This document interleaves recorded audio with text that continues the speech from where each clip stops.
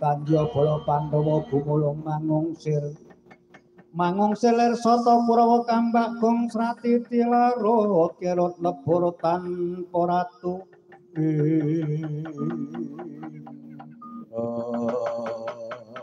Gus sedaya kalapatan nyuwun pangapunten kula cumantaka badhe ngunduraken Prabu Dewa Sengara kang mapan wonten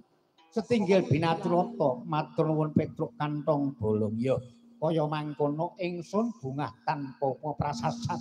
sira mangerti yen to negara Ngurati bakal nampa pacoban lha nggih Koko Prabu apa panjenengan apa Yayi kersanipun paduka monggo samangke kula aturi maneka muja brata ngesaning Bathara ingkang akarya luka kanthi tekan barang kang tekun semangke Petruk Kantong Bolong asom prepeki Prabu Dewa Sengara kang mapan wonten negari Ngurati mangkono Yayi Yayi Kresna Petruk Kantong Bolong kula Gus Ndara kula Baladewa tak pangestuni ayo undurna aja nganti kesuwen